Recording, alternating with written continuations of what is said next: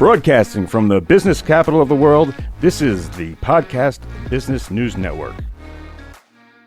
Hey guys, welcome back everybody. I got two great guests coming up here in a minute. I got Julianne Stoner and Pamela. Ladies, how are you guys doing today? Good. Excellent. So Julianne Stoner, tell me a little bit about yourself and about your company. And then Pamela, I'm going to ask how we all fit in here together. Okay. I am a kitchen and bath designer by trade, and I have an interior design degree, but I specialize in custom cabinetry. My company is in Fort Lauderdale, Florida, so I work in the surrounding South Florida region. And I have a little studio down in Fort Lauderdale along A1A by the beach. And the showroom encompasses a lot of different kitchen vignettes, bathroom styles, vanities, granite countertops, new quartz countertops. I also offer tile and the full interior design selection along with the kitchen and bath designs. Okay. And then Pamela, how do you fit into the mix here? Well, I found Julie one day while looking for a kitchen, and she was one of many that I interviewed, and she had everything that I wanted, everything my desires for my kitchen were. So I hired her, and my kitchen is exactly what I imagined it to be, and I call it my stoner kitchen. It's designed for somebody who loves to cook, and my husband and we call ourselves gourmet cookers. But we do a lot of entertaining, a lot of fundraising. So kitchen is extremely important, having come from a little tiny L-shaped kitchen previously. And of course, everybody that walks in the door to walk through the house ends up in the kitchen, always. Of course. Yeah, that's true. Pam and her husband stopped in the studio, and we just started this lovely chat and conversation. I came out to her home and assessed the project. And she lives in this quaint little area of Boca Raton. It's called the Meisner. There are a lot of these little Meisner cottages. So the aesthetics on the interior, they embellished like the pecky cypress beamed ceilings and the very tall ceilings. So this was fun for me as a designer because of the height. You can see the cabinetry. I got to use a lot of staggering heights, ups and downs, and ins and outs with the depths of the cabinets. It was important to them that they play up that very natural feel. So the cabinetry is a natural cherry wood, so it patinas over time to kind of enhance with the rest of the feeling of the home. And the granite countertop is enhanced with a lot of different colors that plays in with the slate floor.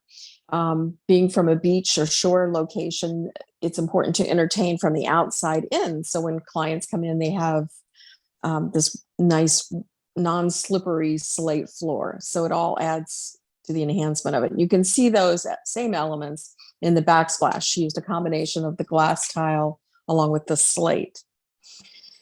I have two stoves. I have a gas stove and an electric range. Oh wow, you do a lot of cooking then, I guess, don't you? Yeah, a lot of entertainment. I have a man kitchen outside the kitchen door, so when we're entertaining, all areas are in play. Yeah. So one of the most beautiful things in this kitchen, I don't know if we can get a peek of it here, is this sink. It's a hand-carved stone sink, and it's embellished with these beautiful acanthus leaves on the front of it. And her husband also asked for his own sink. His sink is a very deep stainless steel sink. And we've positioned them on two separate sides of the kitchen so that it's a two-cook kitchen, truly a two-cook kitchen. That's awesome. Yeah, when you talk about the work triangle, this is like the perfect. And it's also a magnificent dance floor because we actually waltz in our kitchen. How cool. The symphony, and Pam's a musical artist by trade. Julie, was that in the mix? Was the dance floor and part of the project? No, but it's lovely. It's lovely to watch them. That's totally cool. Romance the kitchen. And Pam selected some her love of antiques. The hardware was what we call Bakelite. So there's a lot of different styles. She asked, well, which one should I use? I'm like, one, no, you've got to use them all. We mix them up. And the CD glass doors give it, again, that antique. Having been a previous antique dealer, her love of antiques shows through in this kitchen. Yeah. And just the love of cooking. Like, We have a specially made to our liking, a Blue Star gas stove and oven that is really a picture piece in the kitchen as well. Wow. That's so and cool. then, yeah. And I've watched her, and I've been so lucky to be invited to some of her fundraisers here in the house and entertainment. And when guests come in, they will stage everything off to the other side of the kitchen. And that's where she added the second oven, which is great for a quick warm up, or if somebody has brought a dish that needs just a little more finishing. So that works out wonderful. And then her outdoor barbecue grill was the man. Outdoor barbecue grill. Okay, I got to know about this. Tell me about You're that. gonna have to grill it like it's gorgeous.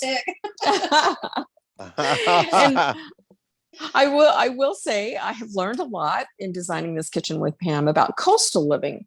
And a lot of it is the entertaining to the outdoors and the nature, and hopping in the pool, and having the ice maker and beverage center and refreshment station close to the back door that opens up into the screened in porch and the lanai. That was so important to Pam. Awesome. Yeah. So some of the things Pam requested on her wish list is quite different than anything I would have ever designed before. So it was a challenge for you too. Julie, it was a challenge. This project, you kind of pushed yourself too on this one. Yes, it was wonderful. And every project that I do, it's just, I learn something unique on every project. And this one was such a fun adventure, I would say.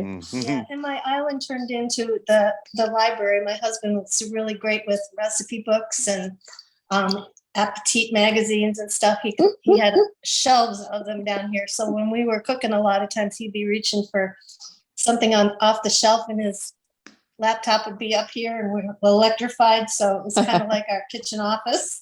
So that's where you guys are at right now. You're sitting at the island. Is that, Yeah. is Yes, that where that is? Okay. Yeah. Yeah. It's a nice big square island. It just when you're serving from it, you can place all the food and all the prepared meals right here. And still have a centerpiece. Yeah. Still have a centerpiece. So as a cook, you need that island, right? That's very important. Oh yeah. Right? When you're doing your prep areas and stuff, the refrigerator's on one side of it, and you put all the food that you're using out on the island, and no matter where you are in the kitchen, it's in reach. Yeah, you kind of pull from the fresh fruits and vegetables. That's one thing I learned when I traveled to a foreign country. Like had the opportunity to watch chefs cook in a little Italian kitchen, and they would go out into the garden and they would bring in all the freshly prepared foods for the day, and they would place it on the middle of the island, and to watch all the chefs just pull from the center of that island. And eventually the food was depleted, and it was the most magnificent meals that you could ever be served in your life. It was amazing. And they would just make reductions, and then you'd be like, where's all those vegetables? It was in such a great and tasty garnishment. So did you kind of make the island, is that your starting point because that's so important, or do you see is your eye looking somewhere else? What's the process I'm looking for? Julie's eyes were looking up, just as you even asked that question. I don't know if you can see it, but I'll see if I can turn it. And oh my God, that's beautiful. She used are all different levels. How beautiful. And it is beautiful. I tell you, I've got the best stoner kitchen. And I abuse it. Well, I always say that 1/3 of the picture plane is actually the ceiling. And most designers will concentrate on one focal point. And in my design, I like to say that a focal point is not one element, but the aesthetic that you feel. It's the feeling that evokes the room when you step into it, from no matter what direction. Like if you step into it from the back door, the main entrances to the house through these beautiful archways. So in looking at the archways, I tried to add archways over the sink, And again, the use of bringing the pecky cypress and the feeling of the woods into the kitchen. But looking at the ceiling, we used a very large crown with a dentil, and taking some of these heights up with the different sizes of crown moldings, that helped us make like I say, the third of the picture plane above it. And even outdoor, we selected can light rings with decorative embellishments on it.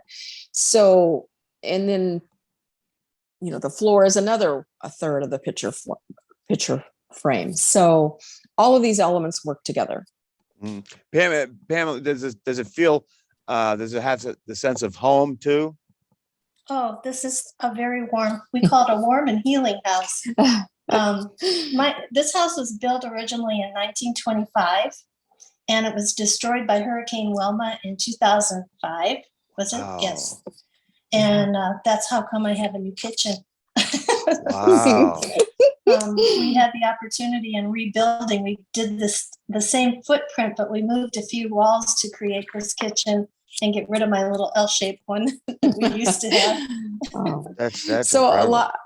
a lot of these little homes, a lot of homes were very compartmentalized. And so what's lovely about the modern day building and floor plans is very open, very family entertaining, open to other rooms. And I love that about the homes, the new modern had homes. 119 people in this house. Yeah. Really?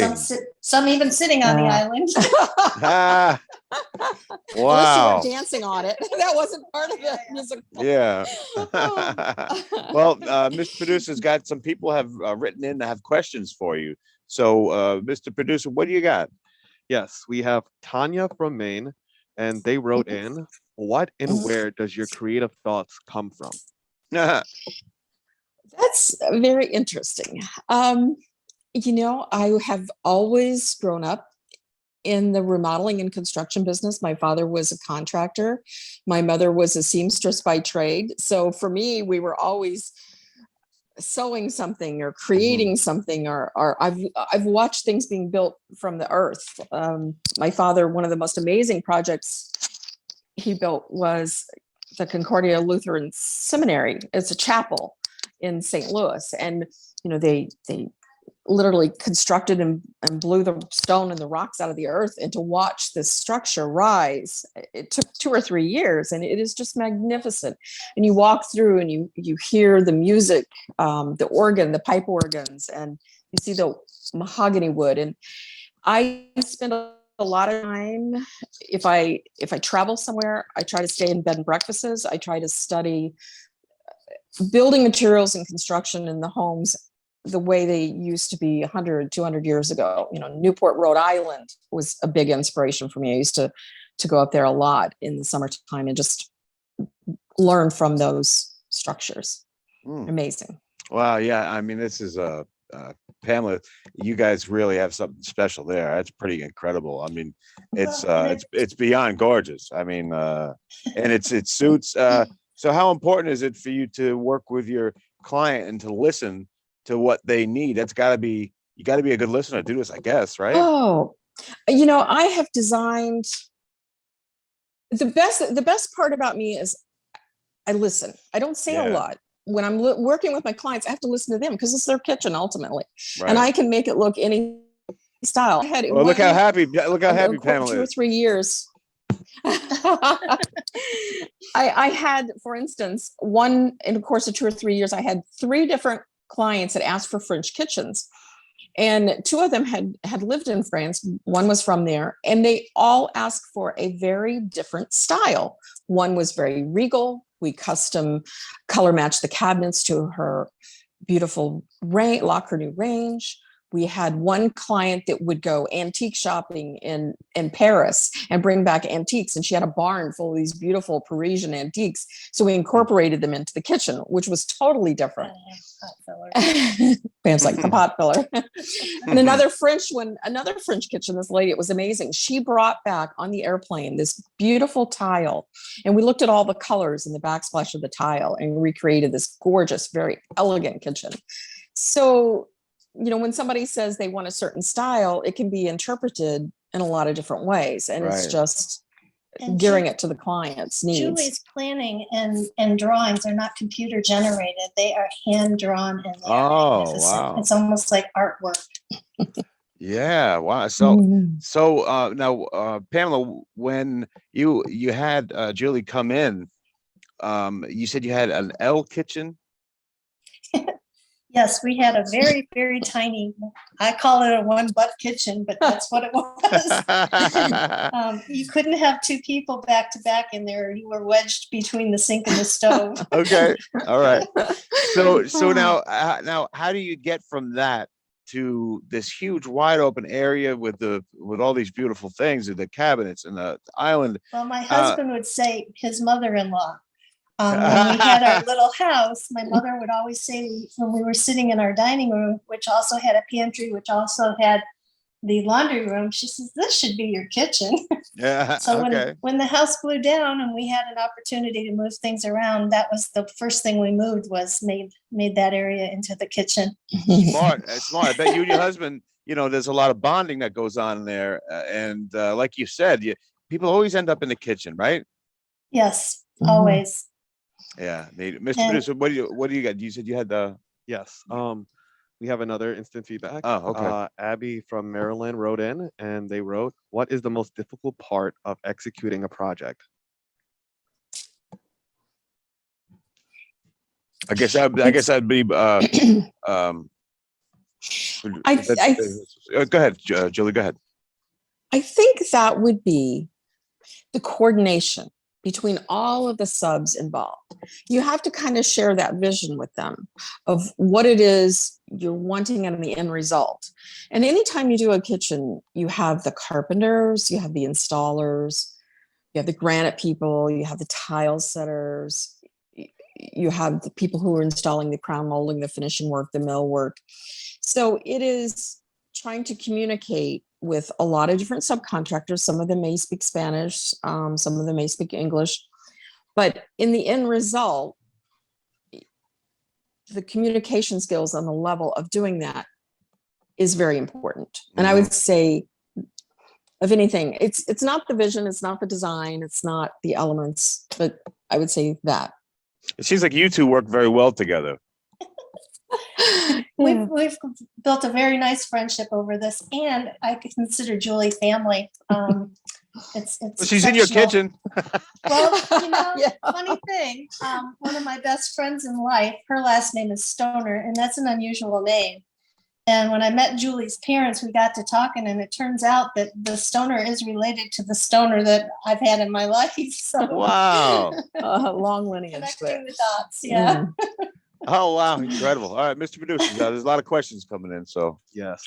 We have Danielle from Oregon, and I don't believe this is a question, it's more so a comment. But she wrote in, "I feel like I'm watching an episode of HGTV." No, it's amazing. Yeah, it's amazing that she says that, because back in 2001, 2002, I had the opportunity to do back-to-back Vassar show houses in the city of Philadelphia, in the main line area where I had a business for years. And I hired this crew to come in and to film me interacting in this home. I did every single kitchen, bathroom, closet, bar, butler's pantry. And that was my goal, is I wanted to share with the world my kitchens, my bathrooms, my style, my design. And every one of those rooms were a little different. One was equestrian, one was Gothic. The Gothic bathroom won an award. It was amazing. And I had nothing to look at. The house was like in such disrepair when this builder bought it for the show house. It was like the rain was coming in on this fireplace mantle. And Oh my I just God. saw and like part of where the tub was sitting, the house was missing. I could see the ground down below from the second floor. You had your work cut out for you. And I'm like, what am I going to do? I got to have some sort of style. So I just saw a hint of Gothic in this fireplace mantle. So I went back and I was like a crazy lady. I was flipping through the Ingerball molding. I'm like, there's got to be some Gothic. And I put a post-it note here and I put a post-it note here. And I came up with this amazing bathroom. It was really neat. Wow. And Hey, so that was my goal, was to have the CD. So instead of giving out a brochure to my clientele base, I would just hand them a CD. Well, here's what I do. Yeah, yeah, no, that's awesome. Hey guys, it's thank you for inviting everybody into your home, Thanks. Pamela, and into your kitchen, and Julianne Stoner to show us the beautiful work that you do and this great job here. We're out of time. Thanks for Okay. everyone for writing in, Well, and thank you. thank you both. Julie, tell people how to get a hold of you, and then and let me give the last word to Pam right after that. So Julie, you got where we get a hold of you? Okay. I have a cell phone, 610-283-2350. My company is Kitchen and Bath Galleria in Fort Lauderdale, Florida. I have a beautiful website page on House. Love that. If anybody wants to go on House and find my company and some photographs of my work. And I really appreciate all the time and everyone writing in. I thank you very much for inviting us in, and hope to have another podcast soon. No doubt. And Pamela, you got any final things you want us to think about? And I thank you do. again for If inviting you're- us. If you're a homeowner, you need a stoner.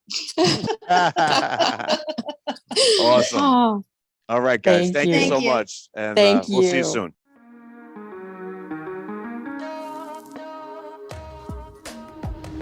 Broadcasting from the business capital of the world, this is the Podcast Business News Network.